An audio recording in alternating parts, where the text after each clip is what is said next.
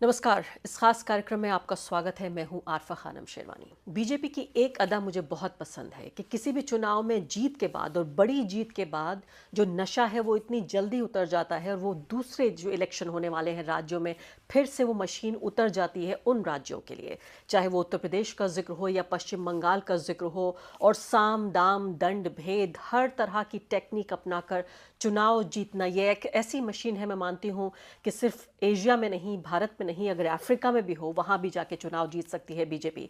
आपको यह मैं उदाहरण देना चाहती हूँ कि उत्तर प्रदेश के चुनाव जो अगले साल नहीं है उसमें थोड़ा सा भी वक्त बाकी है, लेकिन बीजेपी के सबसे बड़े नेता और उत्तर प्रदेश के मुख्यमंत्री योगी आदित्यनाथ की नर्वसनेस एक ऐसे बयान से झलकती है जिसमें शायद ही आपने उस बयान के बारे में मुख्य धारा का तथाकथित जो दरबारी मीडिया है उसमें शायद ही आपने कोई जिक्र, कोई खबर उस बात की सुनी हो। वो बयान मैं आपको सुनवाती हूँ और उस बयान के बाद सबसे ज्यादा अहम बात है बंगाल के इलेक्शन को लेकर। पश्चिम बंगाल के इलेक्शन में जो एसआईआर है उसको लेकर इलेक्शन कमीशन ने जो पहला ड्राफ्ट अपना जो पहला रोल जारी किया है, जो सूची जारी की है, वो उसमें चौंकाने वाले नतीजे या चौंकाने वाला आकलन कम से कम इस वक्त हम कह सकते हैं वो आ रहा है। थोड़ी देर आप मेरा इंतजार कीजिए, कुछ सेकंड का ये भाषण आप सुनिए, ये भाषण का एक हिस्सा सुनिए। मैं वापस आती हूँ और आपको बताती हूँ कि उत्तर प्रदेश से लेकर और बंगाल तक बीजेपी की क्या रणनीति होने जा रही है और ऑपोजिशन क्या कर रहा है, इस बारे में एक ही पल में बताती हूँ। उत्तर प्रदेश की आबादी है 25 करोड़। कितनी है? 25 करोड़। 25 करोड़ की आबादी में मतदाता सूची में नाम होने चाहिए कुल 64%। 64 से 65% लोग ऐसे होने चाहिए, ऐसे होंगे जो 18 वर्ष से ऊपर के होंगे। 18 वर्ष से ऊपर का हर वयस्क मतदाता जो उत्तर प्रदेश का निवासी है वह मतदाता सूची में नाम उसका होना चाहिए। होना चाहिए कि नहीं होना चाहिए? यही है ना। अब 18 वर्ष से ऊपर का मतदाता सूची में नाम होना चाहिए, तो यह संख्या होनी चाहिए 16 करोड़।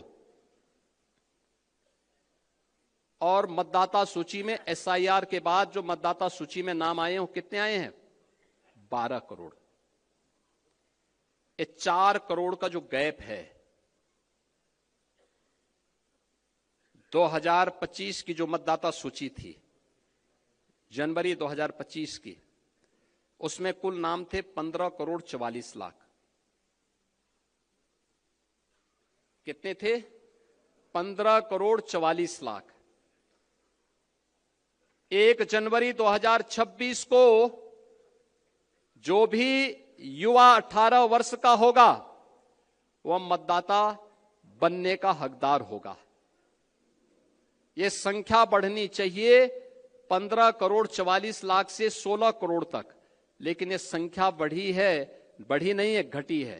15 करोड़ 44 लाख से घट करके ये हो गई है 12 करोड़।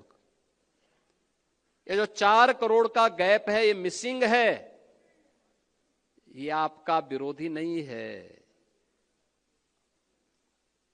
इसमें से 85 से 90% आपका मतदाता है, याद करना।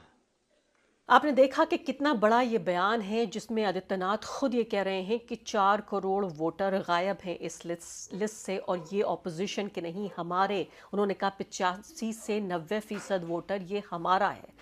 कितनी हैरानी की बात है कि ये बड़ी खबर तमाम हेडलाइंस से गायब है। और इसी भाषण में आदित्यनाथ ने ये कहा था कि वो डिटेंशन कैंप्स बनाने वाले हैं, जो गैर कानूनी तरीके से लोग रह रहे हैं उनके लिए हर जिले में डिटेंशन कैंप्स बनाए जाएंगे। तो इस खबर को सनसनी की तरह, जंगल में आग की तरह फैला दिया गया। इस पर डिस्कशंस हुए, अखबारों में खबर छपी, लेकिन सबसे महत्वपूर्ण बात जो उन्होंने कही, और इस बात के कई महत्वपूर्ण पहलुओं से इस बात की चर्चा की जा सकती थी। पहली बात तो इससे भी की जा सकती थी कि जब ये कह रहे हैं कि हमारे लोग हैं, कैसे पता चला आदित्यनाथ को कि ये 4 करोड़ जो लोग हैं ये बीजेपी के वोटर हैं? दूसरी बड़ी बात कि इस बात को तो अंदर खाने, कानो कान किसी को खबर नहीं लगनी चाहिए थी। ये तो पार्टी पार्टी के हाईकमान से और जो केंद्रीय नेतृत्व है उसके साथ बैठ के इस बात पे चर्चा होनी थी। अगर मान लेते हैं ये भी बात है तो क्यों भरी महफिल में इस बात को वो क्यों कह रहे हैं? कई तरह की ये बातें हैं कि क्या ये अमित शाह से बगावत की तरफ इशारा करती है योगी आदित्यनाथ की, या फिर वो इस तरफ इशारा हो रहा है कि योगी आदित्यनाथ इतने बड़े चैलेंजर बनने जा रहे हैं या बन चुके हैं, इस बात का ये एक तरह से इसको दर्ज कराने की कोशिश हो रही है कि ये क्या चुनाव उन्हें हरवाने की कोशिश हो रही है। एक और बात जो उभर कर सामने आ रही है कि क्या ये ऑपोजिशन को बेवकूफ़ बनाने की, कि पहले से ही अब ये कह रहे हैं योगी जी कि हमारे वोटर काटे जा रहे हैं, तो क्या ऑपोजिशन फिर सो जाए? ये ध्यान न दे ऑपोजिशन कि ये 4 करोड़ वोटर तो सत्ता पक्ष की पार्टी के काटे जा रहे हैं, तो हमें इस बात में परेशान होने की जरूरत नहीं है। एक बात और ध्यान में रखने वाली है कि 15 दिन जो एसआईआर का है वो उत्तर प्रदेश में उसकी अवधि 15 दिन बढ़ा दी गई है। अब जो महत्वपूर्ण बात जिसके लिए मैं ये कार्यक्रम आपके सामने लेकर पेश हुई हूँ, उस बात को आप ध्यान से नज़र में रखिए। कितनी महत्वपूर्ण है ये खबरें जो बिल्कुल मैं कहूँगी कि कारपेट के नीचे दबा दी जाती हैं, जिस पे कोई डिस्कशन नहीं होता। ये पहला जो ड्राफ्ट रोल आया है इलेक्शन कमीशन ऑफ इंडिया का, तो वायर ने ये बेहद महत्वपूर्ण रिपोर्ट छापी है। और ये रिपोर्ट साफ तौर पे क्या कहती है?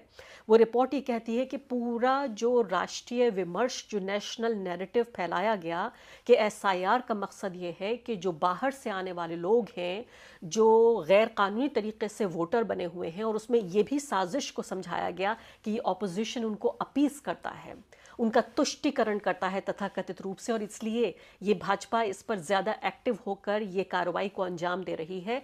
इसलिए क्योंकि कांग्रेस पार्टी के या गैर भाजपा जो सरकारें हैं वो इनसे फ़ायदा पहुंचता है उनको। इसलिए ये जो पूरा जो ड्राफ्ट रोल आया है ये पूरे तरीके से ये बताता है, वायर की रिपोर्ट ये कह रही है कि सबसे ज़्यादा जो माइनॉरिटी कंसंट्रेशन, जहां सबसे ज़्यादा मुसलमान रहते हैं, उन मुसलमानों के पास पश्चिम बंगाल में सबसे ज़्यादा डॉक्यूमेंट है, और ख़ासकर उन सरहदी ज़िलों में जिसमें मुर्शिदाबाद का नाम तो हो ही नहीं सकता आपने सुना ना हो। हर तीसरे दिन टीवी चैनलों पर बहस होती है कि मुर्शिदाबाद किस तरह से बांग्लादेश बन चुका है और वहाँ पूरे तरीके से कब्ज़ा हो चुका है। मुर्शिदाबाद में तो अब पश्चिम बंगाल का कानून नहीं चलता, भारत का संविधान नहीं चलता, बाकायदा फिल्में बनाई जाती हैं। बंगाल फाइल्स नाम से जो फिल्म बनी उसमें बाकायदा मुर्शिदाबाद को निशाना बनाकर आम लोगों की भावनाएं भड़काने की कोशिश हुई। और सीधे तौर पर जो प्रवासी लोग हैं, जो एक राज्य से दूसरे राज्य आते हैं या काम करने के लिए आते हैं, उन लोगों के खिलाफ, एक ख़ास पहचान वाले लोगों के खिलाफ किस तरह से नफरत फैलाने की कोशिश हुई। अब ये जो ड्राफ्ट है सीधे तौर पे ये कह रहा है कि अगर इसमें हम देखें तो सबसे ज़्यादा जो डॉक्यूमेंट है गाँव देहात में रहने वाले मुसलमानों के पास है, जो यानी पूरे तरीके से जो अवैध बांग्लादेशियों का और रोहिंग्या वोटरों का ये पूरा भूत जो हमारे सामने पेश किया गया था बिल्कुल फ्लैट चला गया है, ज़मीन पर ध्वस्त हो गया है, क्योंकि इनमें सबसे ज़्यादा कमी है इस बात की। और सबसे ज़्यादा जो परेशानी है उन लोगों को है जो मटुआ समुदाय के लोग हैं। 1971 में मुक्ति वाहिनी यानी बांग्लादेश जब बना था, जब ये लोग आए थे, उसके बाद के सालों में जो हिंदू शरणार्थी आए थे बांग्लादेश से, उनको सबसे ज़्यादा समस्या हो रही है अगर इस ड्राफ्ट रोल का जो ये आकलन है इसको देखा जाए। क्योंकि 2002 जो कट ऑफ है, यानी कि आपको आज के डॉक्यूमेंट पिछली बार के 2002 उसको बेस बनाया गया है, 2002 से मैच किए जाएंगे आपके डॉक्यूमेंट्स, इसको मैपिंग कहा जा रहा है। और इस मैपिंग में सबसे ज़्यादा जो परेशानी हो रही है वो बेचारे वो लोग जो वहाँ ज़्यादती सहते हुए भारत आए, यहाँ के बस गए, लेकिन उनके पास डॉक्यूमेंट्स नहीं है, वो इस वक्त तक वोटर नहीं बने थे 2002 तक भी। उन लोगों को सबसे ज़्यादा परेशानी हो रही है, जिनके लिए कहा जा रहा है कि हम सीएए लेकर आए हैं, इन्हीं लोगों के लिए। तो पूरा सीएए को लेकर भी जो पूरा राष्ट्रीय विमर्श है, जो लोगों को ये कड़वी घुट्टी पिलाने की ये कोशिश की गई, वो भी पूरे तरीके से नाकाम हो रही है। मेरे साथ रहिए, आपको कुछ आंकड़े बताऊंगी, बहुत महत्वपूर्ण ये खबर है, इस आंकड़ों को देखना भी बहुत ज़रूरी है। 294 विधानसभा सीटों का ये जो आंकड़े ये बता रहे हैं कि गांव में रहने वाली जो अल्पसंख्यक आबादी है उसमें से ज्यादातर के कागज पूरे हैं, और जो दिक्कतें आ रही हैं हिंदू शरणार्थियों को आ रही हैं, और शहरों में काम करने वाले जो लोग हैं उनको झेलनी पड़ रही हैं। और वोटरों से एसआईआर में ये कहा गया था इस बार 2025 में कि अपना नाम मौजूदा वोटर लिस्ट को 2002 की पुरानी लिस्ट से लिंक करें या मैप करें। 2002 यानी 23 साल पहले। और जिनका नाम नो मैपिंग में डाल दिया गया है उन पे ज़्यादा और ज़्यादा कागजात उनको लाने पड़ेंगे और सुनवाई की मांग की जाती है। और इसके अलावा एक और जो एएसडी कैटेगरी है उसमें जो यानी जो मौजूद नहीं है, शिफ्ट हो गए हैं, जिनका देहांत हो चुका है या जिनके नाम 2 बार हैं। अब यहाँ पर आंकड़े साफ तौर पे ये बता रहे हैं कि अवैध प्रवासी वाली पूरी थ्योरी गलत साबित हो रही है। यहाँ पे आर्टिकल बताता है कि मुस्लिम बहुल सीटों पर नो मैपिंग बहुत कम है। डोमकल का एग्जाम्पल दे रहे हैं, 77.67 मुस्लिम आबादी है, फीसद मुस्लिम आबादी, और 1% से भी कम यहाँ वो लोग हैं जिनकी मैपिंग नहीं हो पाई है। दूसरे हैं यहाँ पर रानीनगर, जिसमें 75% से ज़्यादा मुस्लिम आबादी है और 1% से भी कम वो लोग हैं जो नहीं जोड़ पाए अपने को मैपिंग से, यानी सबके पास डॉक्यूमेंट्स हैं। इसके बाद हरिहरपारा आता है, 75% आबादी है, 74.96%, और इसमें आधे फीसद से ज़रा ऊंचा यानी कि 0.60% ऐसी आबादी है जो डॉक्यूमेंट्स नहीं दे पाई है। साफ तौर पे यानी कि ग्रामीण जो अल्पसंख्यक हैं उनकी जो जड़ें हैं वो पुरानी हैं, इसलिए उनके पास डॉक्यूमेंट्स हैं, कागजात हैं उनके पास, चाहे ज़मीन के हों या दूसरी तरह के हों। और 2002 की सूची जो बेस बनाया गया है इलेक्शन कमीशन के ज़रिए, सीधे तौर पर वो अपने डॉक्यूमेंट्स दे पा रहे हैं और पूरे तरीके से ये बात साबित नहीं हो पा रही, टिक नहीं पा रहा है कोई आर्ग्यूमेंट। अब आ जाते हैं दूसरी महत्वपूर्ण बात पर। अब यहाँ पर मैंने आपको बताया कि सबसे ज़्यादा परेशानी हो रही है जो बांग्लादेशी जो हिंदू जो वहाँ पर प्रोसिक्यूशन यानी ज़्यादतियाँ सहते हुए भारत में आए थे, जिनके लिए कहा गया था कि इन लोगों के लिए खासकर हम बना रहे हैं CAA। आर्टिकल क्या कहता है? 2002 की वोटर लिस्ट को आधार बनाने की वजह से इन लोगों को सबसे ज़्यादा परेशानी हो रही है, जो 1971 के बाद या उसके बाद वाले सालों में, 1971 में ही सारे लोग नहीं आए थे, उसके बाद भी आए थे, और उनके जो अत्याचार उनके ऊपर किए जा रहे थे उसकी वजह से वो यहाँ पर आए और उनके लिए CAA की बात कही गई थी। वही लोग मुश्किल में पड़ रहे हैं। अब इसमें जो मटुआ खासकर लोग हैं जो नो मैपिंग कैटेगरी में आ रहे हैं, मटुआ समुदाय के लोग, उनके ऊपर ध्यान दीजिए। ज़्यादातर इसमें तथाकथित निचली जातियों के या दलित जातियों के लोग हैं। इसमें औसतन 9.47% यानी 10% से थोड़ा कम वोटर मैप नहीं हो पाए, जबकि जो पूरे राज्य का औसत है वो है 4.05, यानी उनसे लगभग 5% से कुछ कम, यानी 2 गुना। आप सोचिए, अगर पूरे राज्य का औसत हो रहा है 4.05, तो जो मटुआ कम्युनिटी है जिनको लेकर बीजेपी ने पूरी एक पॉलिटिकल मुहिम छेड़ी थी अपनी तरफ उनको लाने के लिए, उस कम्युनिटी में काफ़ी मुश्किलों का उनको सामने करना पड़ रहा है। यहाँ पर बाकायदा कंस्टिट्यूंसीज का एग्जाम्पल देकर उन्होंने बताया कि नादिया और उत्तर 24 परगना में SC आबादी ज़्यादा है, 36% से ज़्यादा, अल्पसंख्यक जो आबादी है 13% से ज़्यादा। सबसे ज़्यादा गहरी समस्या यहाँ हो रही है। इसके अलावा गाय घाटा में 14% से ज़्यादा और बगदा में 12% से ज़्यादा नो मैपिंग है, जहाँ दोनों जगह अल्पसंख्यकों की जो आबादी है वो 12% से भी यहाँ पे कम है। तो जो 2002 की कट ऑफ लिस्ट है उसमें बाद में आए हिंदू शरणार्थी जो हैं वो मुश्किल में पड़ गए हैं। ये मासूम लोग, ये बेचारे लोग जो वहाँ से भी परेशानी सहते आए, और अब यहाँ पर उनके ऊपर बोझ ये है कि अपनी नागरिकता उनको यहाँ साबित करनी पड़ेगी, यानी अपने को वोटर, एलिजिबल वोटर यहाँ पर साबित करना पड़ेगा। सबसे ज़्यादा इनके ऊपर असर पड़ा है। और तीसरी महत्वपूर्ण बात और आखिरी सबसे महत्वपूर्ण बात कि शहरी लोग जो ये समझते हैं कि वो पढ़े लिखे हैं, उनके पास सारे डॉक्यूमेंट्स होंगे, उनको SIR से डरने की ज़रूरत नहीं है। ये ख़ास रिपोर्ट, ये आकलन जो है उनकी भी आंखें खोल देने के लिए काफ़ी है।